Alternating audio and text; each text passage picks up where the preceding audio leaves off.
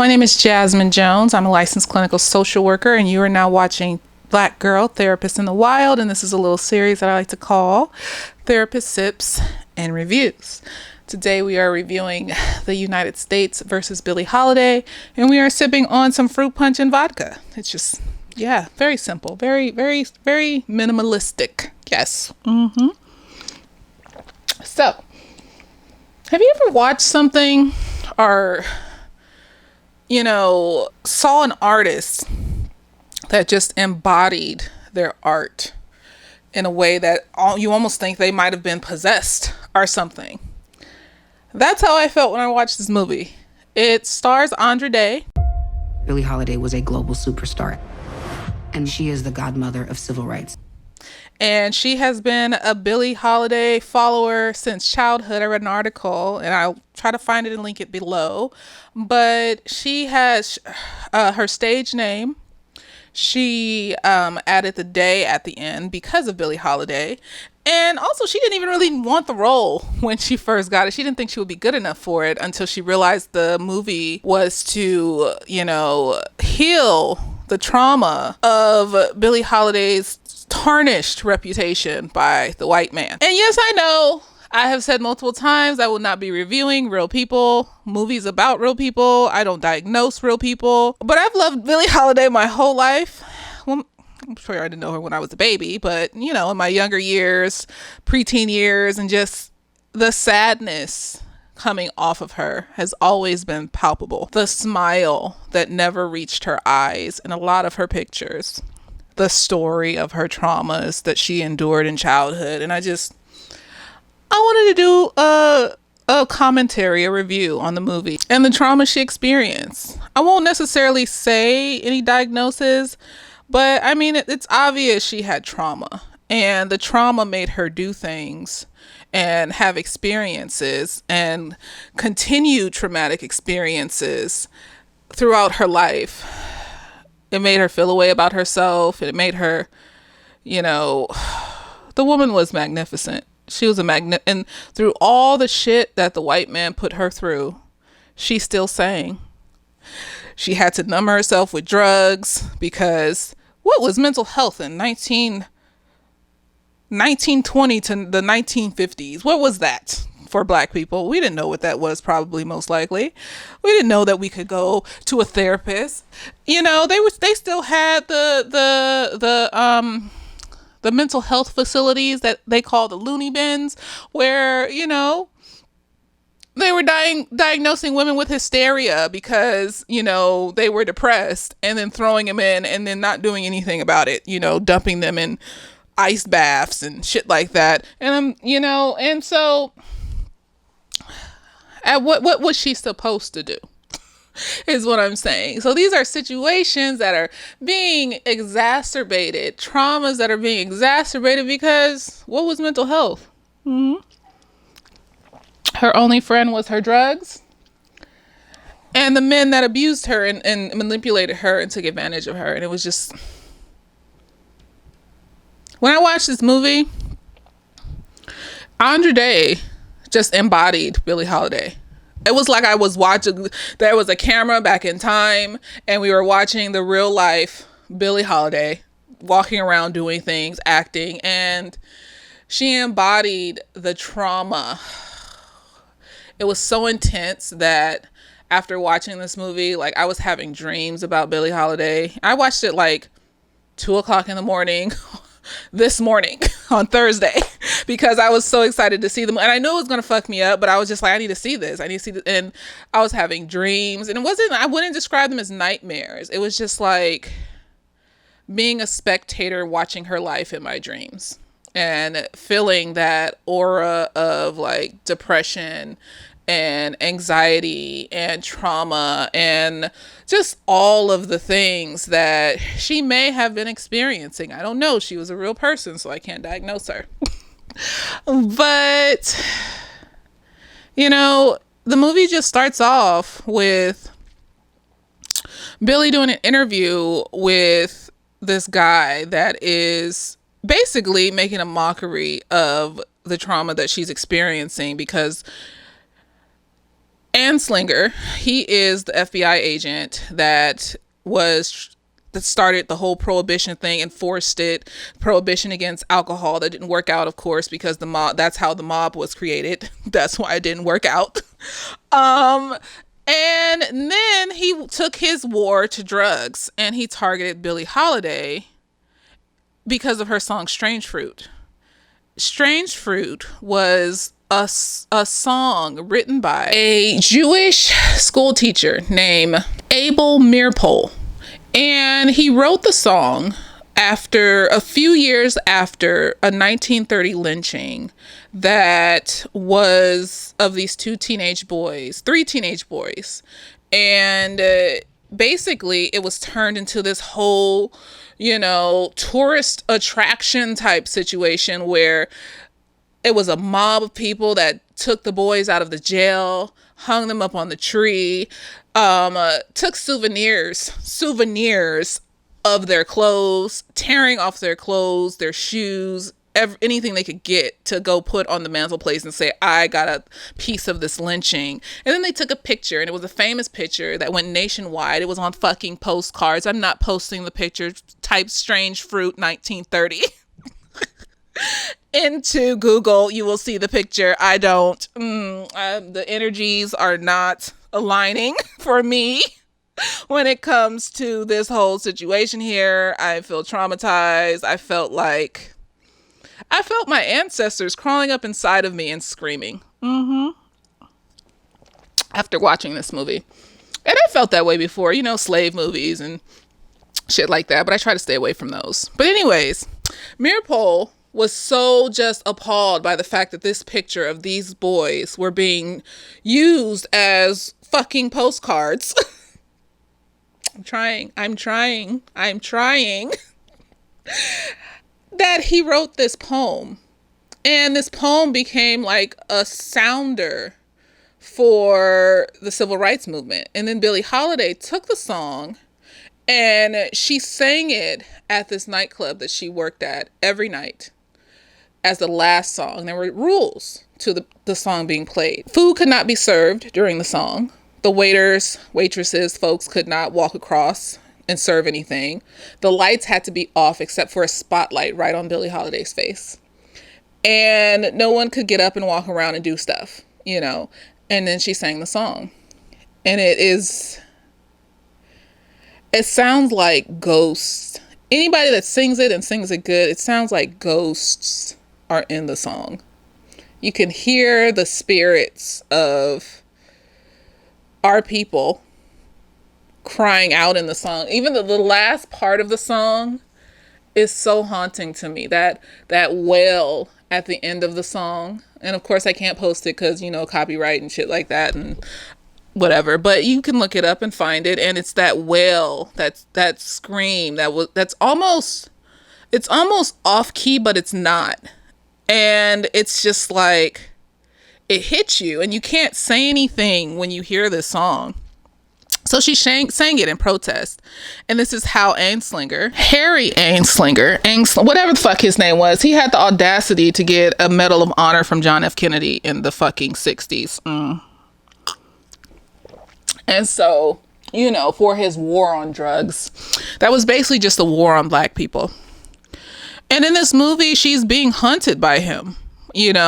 Because it's not about the drugs. They just got her on that was the only thing they could get her on. It was about the song and the cry of revolution of the song. And he kept saying in the movie how it was just like, people don't need to hear that. It disturbs people. And well, it's the truth, honey. That's why it's disturbing, because it's the truth. It happens every day. Throughout the movie, we see her performing in these beautiful gowns that she wore in real life. But underneath the gowns, underneath the flesh, was a soul that was deteriorating because she experienced trauma. She grew up in a whorehouse, sex workers around her, and she was raped, molested, things like that.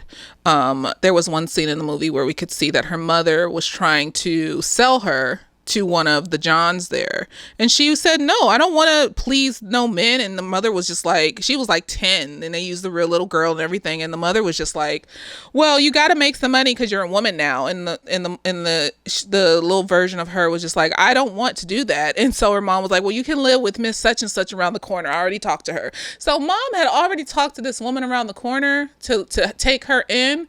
But your first suggestion was to have someone molest her. You know what, girl?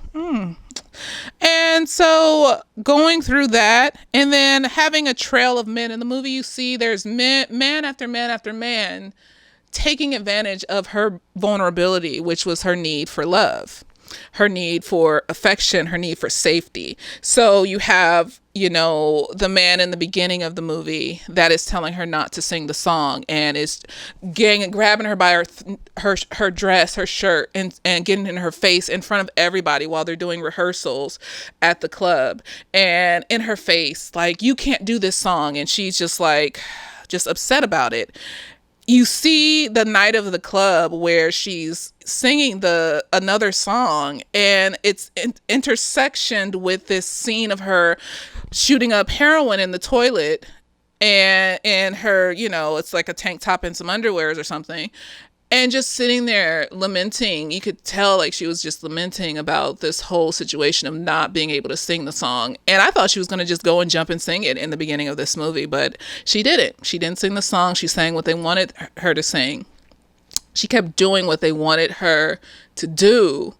And, when I was reading the article, Andre Day was talking, she was saying that she believed Billie Holiday was attracted to toxic love. She couldn't feel safe with healthy love. And she says it in the movie, I don't feel safe with this kind of love, because there is a police officer or a FBI agent that's following her. And at first he appears to be like an army vet, and he's just coming to see her show, and he's vibing with her. And then all of a sudden he's leading a break-in into her apartment with her, other man that she does heroin with. And he's breaking in and arrest her, and she goes to jail for a year, and I think it was a year and 2 months or something like that. And over that year, he realizes that basically what he's doing is selling out his people. And so he stays on the case and visits Billie in jail, and it's just like, you can't trust anybody. They're going to keep following you. I'm doing the best that I can to prevent things, but it is what it is. And Billie, of course, is attracted to that, even though even he's using her at the beginning of this movie for some reason or another. And he believes it's because of what his dad told him, that drugs will be the death of the black folks, of the black community. And it's not the drugs, honey, that's the death of us. It's the system that makes it hard for us to rise up and makes us feel like we can only do these illegal shit to get by. And then we get hood trauma, and that even when we're rich and successful, like rappers and things like that, we're still stuck in that trauma, not getting help.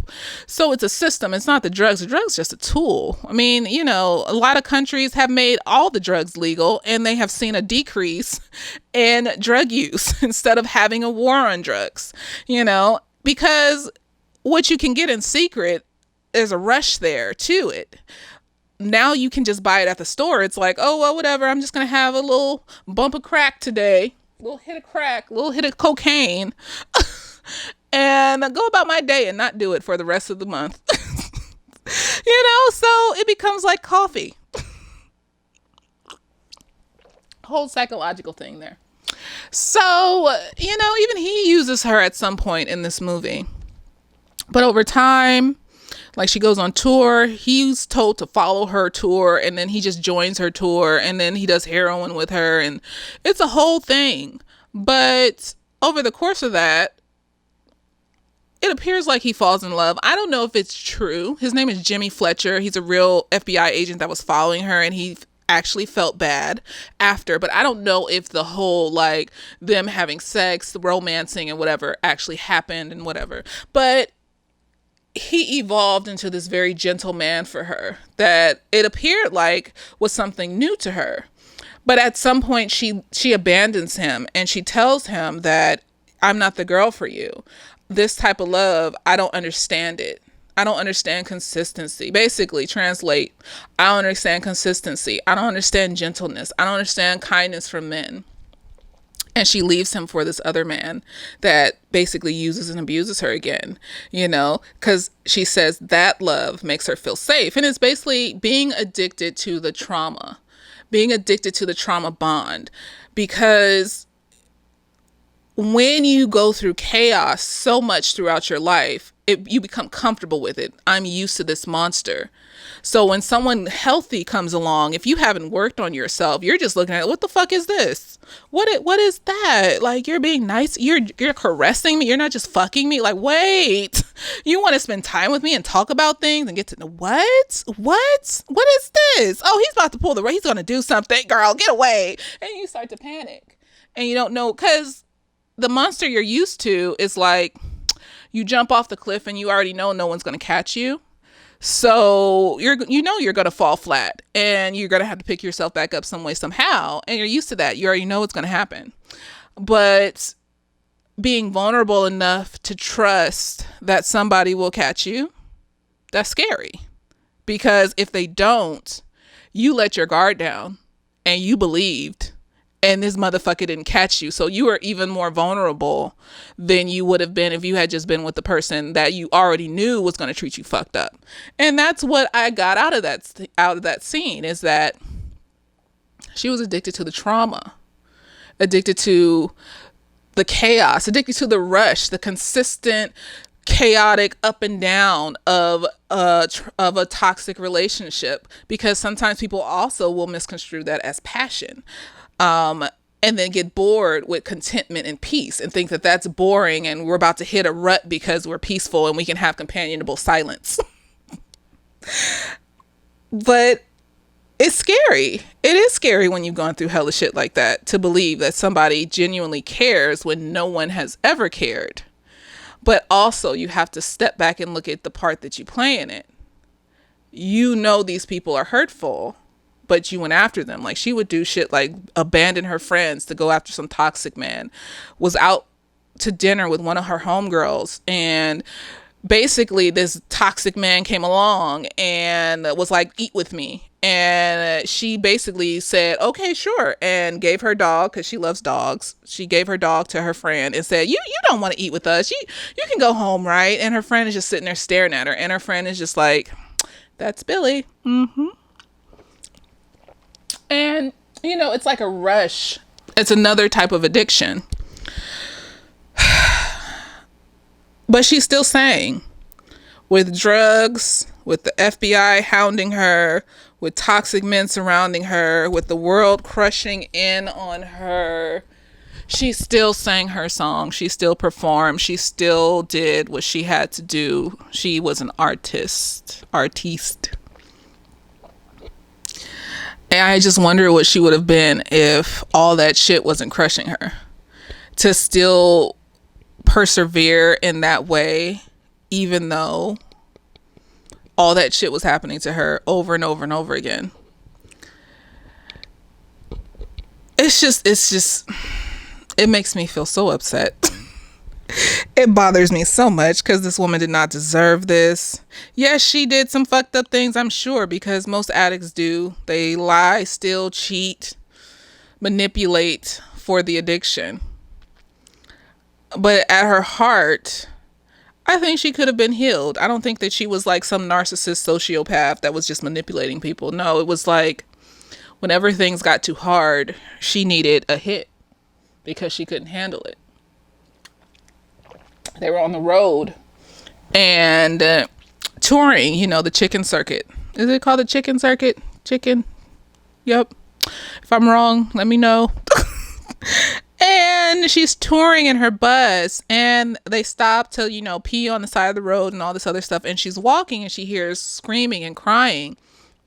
She walks out of the bushes and sees it's this woman hanging from a tree. The husband is trying to hold her up, but she's already gone. And the two children are standing away at a distance crying, and their house has been burned down. And Billie just falls apart. Like, what can you do when you see some shit like that? And, she goes and they try to give her heroin, and Jimmy comes and says, no, she doesn't need this. And she just goes somewhere and just cries. That's what she needed. That's what she needed every single time someone hurt her, was to cry and yell and scream and be upset and be mad and feel all the feelings. And the men she surrounded herself with didn't allow that. They just hurt her. They beat her. They called her names. They abused her. And it was a lot. It was a lot. And still she dressed in the most glamorous dresses and got on stage. And in her pictures, because, when I watch a movie that's a really good movie, I like to research while I'm watching the movie. So I'm Googling shit. I'm Googling people's names. I'm Googling her pictures. You can see the swollen hands from the cirrhosis. You can see what looks like little speckles and bruises on her hands and arms from the track marks. You can see, even though in her most glamorous pictures, the pain underneath, it's palpable. And this movie is just, it's amazing. It's an amazing movie. Even if everything around Andra Day, every character couldn't act, the plot was stupid, like Andra Day still would have carried this movie. She did a good job. She even said that she felt like a different person when she was filming this movie. I feel like she might have been possessed. I believe in spirits and demons and all sorts of shit. It's in the Bible, so So she transformed herself for this character. I've never seen anyone transform themselves that much to where it feels like I'm watching a reality TV show of the real person. Because that's what it felt like. She gained weight. She lost weight. She looked toned and in shape at one point. And then she looked haggard and thin and sickly at one point. And it was just like... And eventually, over time, with the police chasing her and things like that, she ends up with full cirrhosis of the liver. And she ends up in the hospital. And what happens is that they come and they try to get a confession out of her for her to name her suppliers for her, opium or heroin or whatever. And she's just like, fuck you. I loved it. It was like, she was like, fuck you. Your grandchildren will be singing Strange Fruit and they won't even remember your name, because I didn't know who the fuck he was. I had to look him up. And I was just like, yes, girl, prophesy, bitch. And she did. And we are. And that song got a historical Grammy in like 1978, right? Go off, sis. And it was called the Song of the Century, the song of the 1900s.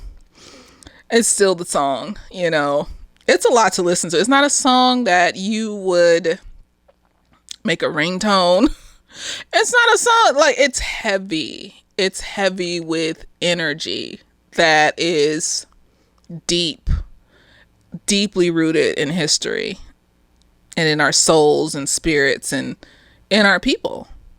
It gives you a different type of feeling. And so they closed everything up, and Anslinger hid heroin on her as she lay dying in her hospital bed, and basically arrested her while she lay dying in her hospital bed and handcuffed her fucking foot to the bed.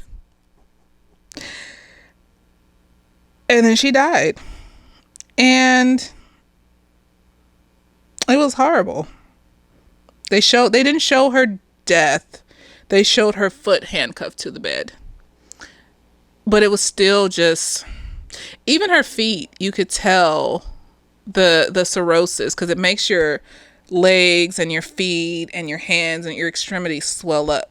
The toxins that are still in your body that aren't being diluted and filtered through your liver and shit like that. I don't think I've ever seen a picture of Billie Holiday where her smile reached her eyes. Not really. I don't think I have. If you look at any picture of her, there's a tinge of sadness there. Like, you can just feel it.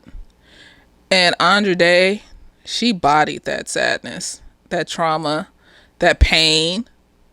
She bodied the fuck out of this movie. And brava. I love art. I love a good artist. And I love when somebody can act their fucking ass off. And it's rare. It's a rare thing to see, especially in this day of age where everything's a remake or a sequel to some old movie that we saw in like the 80s or some shit. And it's like, I mean, I'm going to watch Coming to America too. But if it's bad, I'm going to be mad because you hyped it up. You waited this long. It needs to be a good movie. That's all I'm saying. Or some colorism, racist, like shit like Bridgerton. I'm going to keep calling that shit racist. Not racist, just why are all the dark skinned black women in the background? I have a question. Why don't they have, speaking lines? Why is the only dark skinned woman like a mammy to this light skinned black man? Why is the dark skinned friend of this light skinned black man a servant? I just have questions. So yes, this was a good movie. It's a thinker. It will make you think. It's heavy and it's triggering. So it might trigger a little bit of depression if you are subject to that. It might just trigger a sadness. It's just like it wasn't fear that I felt. I didn't feel like, oh, I'm going to get haunted now and all this horribleness. No, I felt like a sadness, like a weight after I watched this movie. Like I couldn't even get up and do my skincare. And usually I do my skincare every night. And I was just like, I don't even want to, I just rolled over and went to sleep because it was 2 o'clock in the morning or some shit. And it just leans into you because you know that this is the past, but something in you wants to pull Billie Holiday out the past and bring her to the future and be like, look, just like in Doctor Who, if you all watched Doctor Who, when he went back and got Van Gogh and showed Van Gogh how much people loved him. But I don't know, would it really mattered? Because unless she could stay here and get help and do all the things and grow, she would probably have to go back to the past, just like that Doctor Who episode where he took him back to the past, took Van Gogh back to the past, and still have to deal with the same shit. It doesn't matter if you know good things are going to happen later, if you still have to deal with the same shit every day. So would it have even mattered to pull her out of the past if you're going to bring her back anyways? Because she still needs to make an impact, and if the time-space continuum and shit is fucked up, that's why he took Van Gogh back. Oh, I know I'm getting nerdy. Whatever. But yeah, I don't know. Let me know what you guys thought about this movie. Let me know how it made you feel. Did you feel the heaviness too? Or am I just over here being extra metaphysical because of this drink? Because I felt it. I felt it deep down inside my bones. It was like a gut feeling, like I felt like not her spirit was in me, but like the sadness, the aura of her sadness was on me. And it was sickening because I just was like, how can someone so powerful be treated so fucked up? And I realized because she is so powerful. She is that powerful. And I just wanted her to surround herself by good people, because that will protect you from the evil people, is the good people. When you feel lost and alone, when you feel afraid, when you feel depressed, when you feel traumatized, those good people will come and remind you that you are loved, you are cared for, and you are not alone. But she surrounded herself by people that just kept making her feel alone. And then finally, at the end, she brings back Jimmy. They hook back up. And he sits with her through her time at the hospital so she doesn't feel alone. He even paints her nails, girl. He painted your nails and you abandoned him? He probably would have got you off that shit. I don't know. It's not no one else's job. It's not our partner's, our friend's job to heal us. But I mean, it would have been nice for her to see examples of positive men, especially positive black men, that might have motivated her a little bit to say, you know what? I think I want to stick around a little bit longer. Maybe I should do something about it. Maybe the world isn't as trashy as I thought it was. But, she decided to pull him in when it was too late. And she was dying. But she still, I think if that was real, I don't know if Jimmy Fletcher was really in the hospital room with her, as she died and cared about her that much. But I want to feel like she had some good male influence in her life to show her that men aren't all trash. Yes, men are humans, so they make mistakes and do stupid shit like what he did in the beginning of the movie. But at the same time, he rectified himself. Like in the show, what is it? I May Destroy You. She took a whole year. If y'all ain't seen it, spoilers. Let me say that first. She took a whole year to show her friend that she did not to basically say sorry to her friend. She took a whole year to say sorry to her friend and to show her friend that she was a different person now. That what she did was fucked up. But that's why she spent the whole year dealing with her friend, cussing her out, calling her names, doing all this stupid shit, following her around, trying to make sure she's healthy. And that's why Michaela Cole told her that she was the best friend ever. And that's always that episode of her forgiving her has made me relook at forgiveness forever now. Because if I had found out my friend, I don't care if you spent a decade making that shit up. Before that, I don't care if you spent a decade making that shit up to me. You fucked up bitch. Mother, I got raped because of you, bitch. You played a part in my rape. But no, it's like, because there wasn't malicious intent. I think that's what it was. It was just her being fucked up. And then she made up for it. So, yeah. I think that's basically the same as this story with Jimmy Fletcher. He did some fucked up. It was wrong. And yeah, she may have attached herself to him initially because he did manipulate her and she's attracted to shit like that. But over time, he showed that he wasn't like that and that he cared about her and that he cared about her well-being and that he wanted her to experience something nice. And from a black man. And I want to believe that shit is true. After all that bad shit she had good friends, but she wasn't listening to none of her fucking friends. She left the motherfucker stranded in the middle of the South with the bus broke down and shit because of some nigga. So I want to believe that she had at least one person, one man that she could, So yeah. I'm still fucked up by that fucking movie. This is one of the movies I can't watch again. I can't sit through that shit again. At least not by myself. It's too much. I can't sit through that movie. Just like I couldn't sit through what's it called? That movie about the Chicago 12 or what the jogger. And Trump tried to frame them boys and said them boys did all this stuff, and the government tried to frame them boys and they was in jail and all this other stuff, and come to find out they didn't do that shit.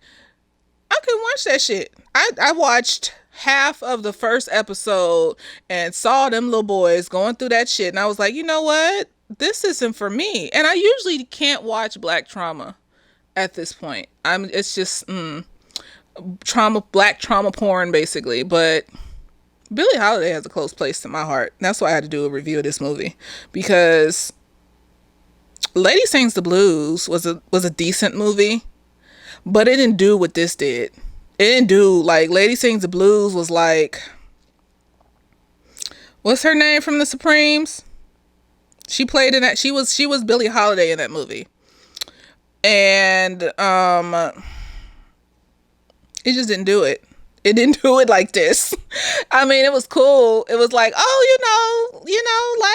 some 1970s black exploitation. Like, oh, she's singing and shit. She couldn't even get the voice. Andra Day stripped her fucking vocal cord. Well, not stripped, because she just damaged them a little bit with a lot of loud talking. She said a lot of smoking until she could get that rasp, and then it wasn't Billie, because can't nobody be Billie, but it was damn fucking close to Billie, okay? It was damn fucking close. It was as close as I've ever seen anybody get, y'all. And God bless Billie Holiday. She was such an amazing person, just she been through so much shit. So much shit. I hope she went to heaven. I hope she gets to soak in the love of Jesus and really feel loved now. I hope and pray that all of the good things have happened for her in her passing. Because this world is a piece of shit. And that beautiful, magnificent, glorious creature did not deserve that. No, she didn't. Mm-mm.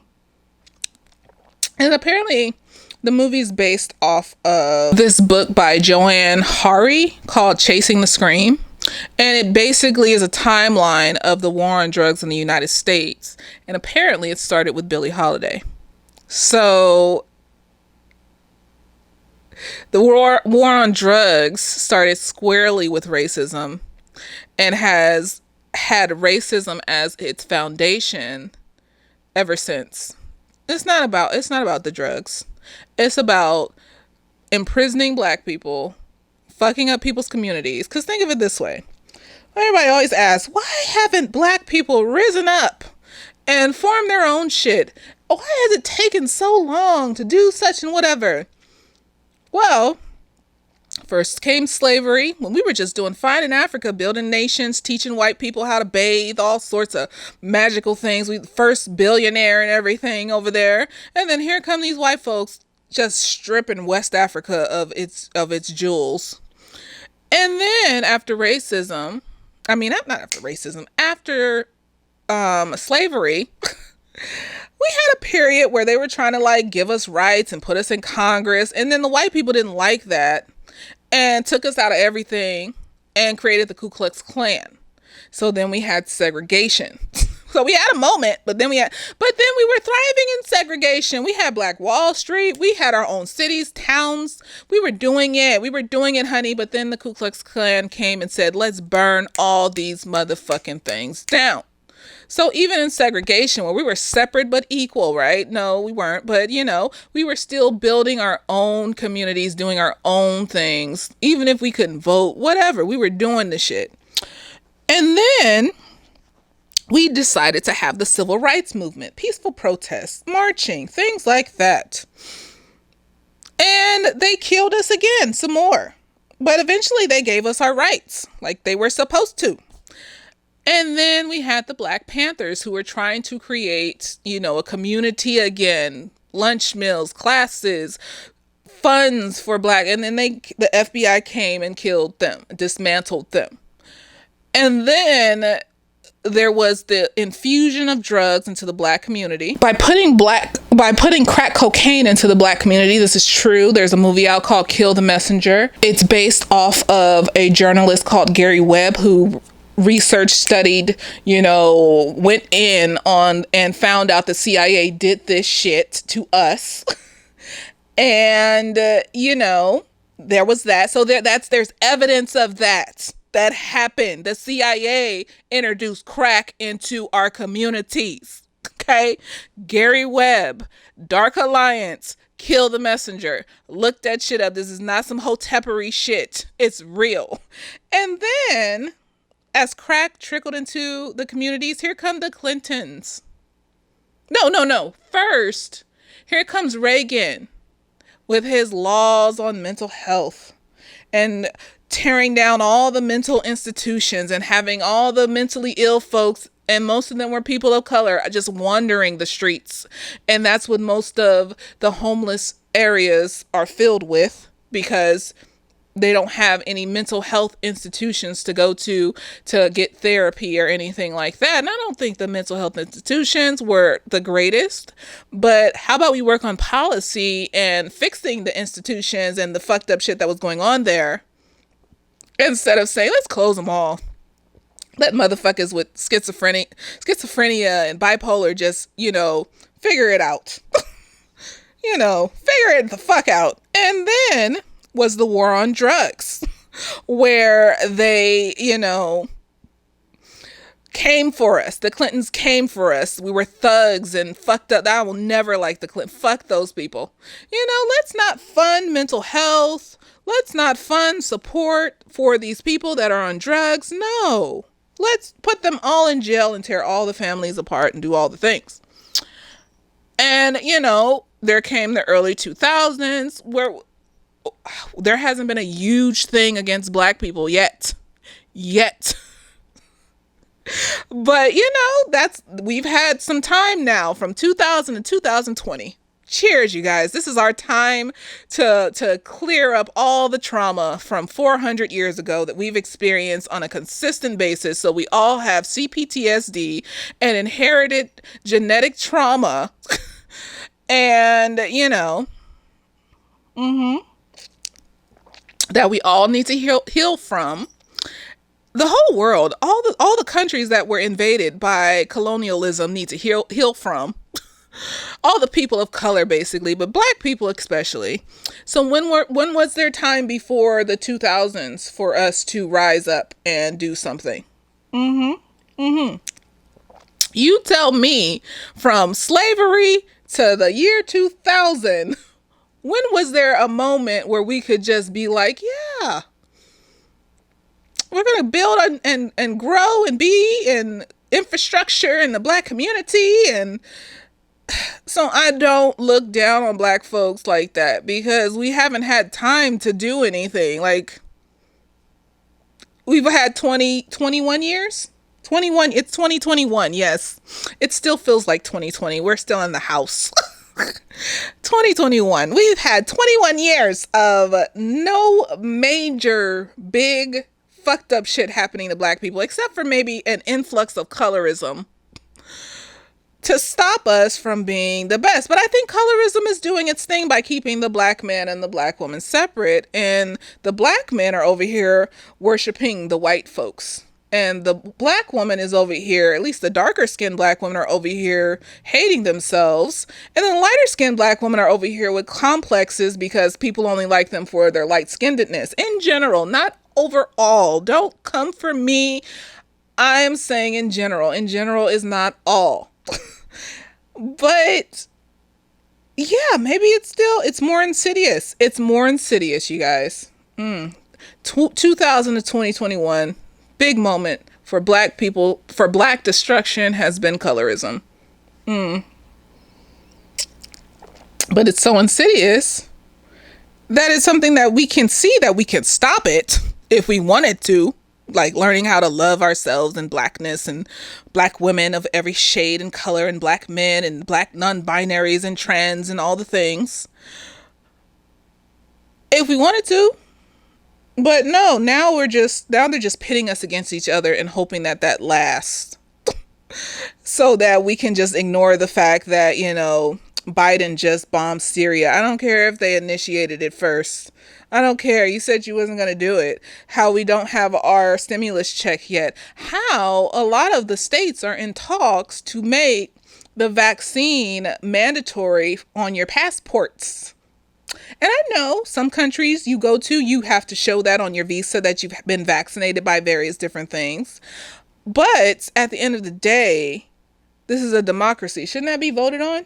If it's in state? Okay, if other countries want to do it, that's great. But shouldn't that be voted on since it's in the country? Not in state, in the country. Since it's our country. We're a democracy. We're a people. Capitalism and shit. Shouldn't that be voted on? Shouldn't that, shouldn't we? But yes, I'm in my militant state, so my masculine side is coming out and I'm being all fucked up and shit. And I'm drunk. So, whatever. I'm a lightweight. I don't drink like that. I don't drink. I don't drink. I don't like the way alcohol makes me feel. Like, I don't like the headache. I don't like the grogginess. I don't like the stomach ache. It's just all some fuckery.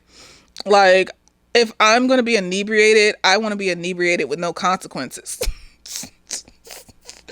And only one particular substance can do that I know of. But, I wouldn't. So, yes. Let me know down below what you thought of this movie. Even what you thought of my rant. And also my timeline. I feel like it's pretty accurate. But if you have things to add, if I missed things in the 2000s and the 2010s, 2020s, that, because the pandemic has affected us all. I'm not going to call that a major black thing because it's affected us all. At first, we were trying to see, oh, it's affecting more black people than it is white people. Oh, it's affecting white people only and shit. But no, then it just affected us all. Like I had a classmate from grad school on Facebook that was just lost her husband, her mother, and her father. Like, it's affecting us all.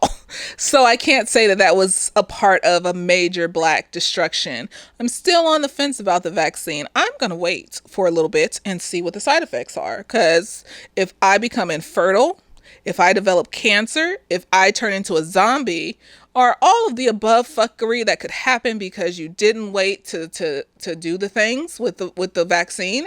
I'm drunk. Don't get scientific with me in the comments. I know that there's science saying that this vaccine is working and why it's working and all this stuff, but I just want to wait. You don't have to wait. I don't judge anybody who doesn't wait, but I'm going to wait because I want to.